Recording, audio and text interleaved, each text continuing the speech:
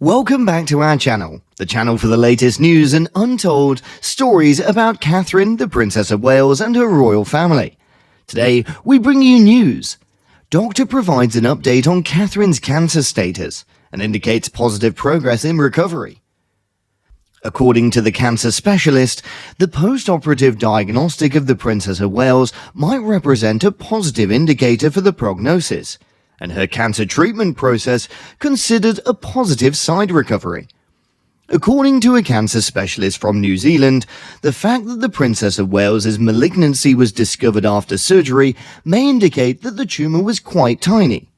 Princess Catherine made the announcement in an emotional message sent via video announcing that she'd been confirmed to have cancer. This news comes after she had significant operations on her abdomen in January, and her condition is now receiving preventative chemotherapy.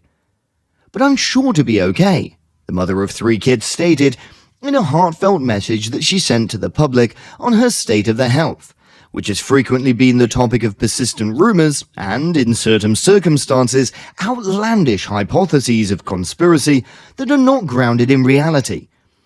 I'm certain every single thing that could possibly be done for her is being carried out, and the researchers have made it obvious that this is considered preventative treatment, said Dr. Kate Gregory, who serves as a co-medical manager of Cancer Society New Zealand. Without understanding the exact sort of cancer that the princess is afflicted with, it will be difficult to provide a more precise prognosis for her. Cancer survival rates have significantly risen across the board in the preceding half-century, with certain malignancies seeing a greater rise in survival than others. In light of the reality that the tumour was discovered after an operation, which we're going to refer to as an accidental discovery, it might seem that the tumour was quite tiny. The evidence that we have indicates that it does not correspond to what people were anticipating, which is the reason why the volume was quite low. As a result, she's most likely in a favourable circumstance. The discovery of malignancy after surgical procedures is not unheard of. The precise same thing occurs with scans. For example, following a car crash, they may undergo scans to search for broken bones, but they may also find a tumour. Adjuvant radiation therapy has been the term that was often used in the medical profession to refer to chemotherapy that's preventative, according to Gregory. The phrase after surgery is all that it signifies. A great number of malignancies make use of it. To provide just 2 instances, chemotherapy is administered to patients who have been diagnosed with cancer of the gastrointestinal tract, and significant numbers of women who have breast cancer receive treatment after they've had surgery. While the cancer has been successfully removed by the surgeon, and there appears to be a healthy margin of normal tissue surrounding the malignancy, we cannot be certain that some cells were not given the opportunity to break out and become part of a circulation throughout the body. This is another explanation why it's important to employ this technique. In other words, it's a mop-up.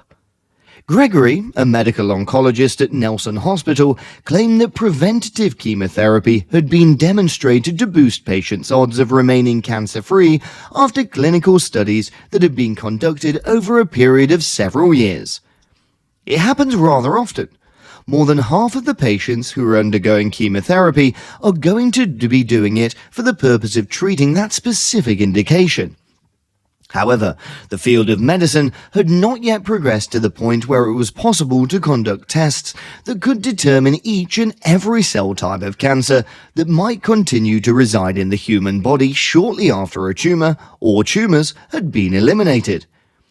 It's true that we're treating a large number of patients following surgery, and it's possible that not all of them must have it. However, we do not have any test that could be sufficiently intelligent to assist us in determining who does and who does not need it. Due to the fact that the princess chose to maintain her diagnosis of cancer a secret, it was difficult to determine the length of time that she'd be undergoing chemotherapy. Nonetheless, normal treatment consisted of around 6 rounds that were spaced out at intervals of 3 weeks. Therefore, a period of chemotherapy lasting between 4.5 and 6 months would have to be considered a reasonably regular quantity in that preventative context. It was determined that the princess had an example of young-onset cancer, something Gregory declared seemed to be on the rise in recent years. The princess is only 42 years old when she received the diagnosis of cancer.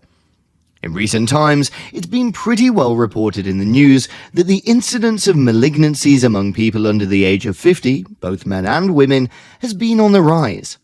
There are a variety of hypotheses about these reasons, which is why that would be the case. Lack of restful sleep, nutritional, environmental, and overall stress. However, we're not entirely certain. The person being treated will be able to fight cancer and recover quickly with the help of their loved ones, according to the doctor. Princess Catherine took comfort in knowing that her family will always be there for her while she fought cancer. From the beginning to the end, her husband, Prince William, was there for her, providing love, support, and encouragement. Princess Catherine was embraced by the royal family, who extended their sympathy and prayers during this difficult moment. The members of the royal family who stand in solidarity with Catherine in her battle against cancer offered heartfelt notes of support and encouragement, including King Charles, Queen Camilla, and others. During Catherine's fight with cancer, her children Prince George, Princess Charlotte, and Prince Louis were all also instrumental. Their love and humour shone a light even on their darkest days. According to her, the revelation made by the royal family, which comes just 6 weeks following King Charles's similarly disclosed to the world that he'd been diagnosed with cancer, demonstrated that the illness does not discriminate against anyone. You may still get cancer, regardless of how fortunate or affluent you are, as well as, and this is true for everyone. Both members of the royal household display the courage to talk openly regarding their struggles with their physical well-being, and it's been demonstrated that their high-profile medical evaluations at one point have encouraged others to seek medical treatment for their worries. People should make an appointment with their doctors and have themselves checked out if they're experiencing concerns about anything that they're worried about, since this is the most essential lesson. Thank you for watching today's video. Please let us know your thoughts, and goodbye for the time being.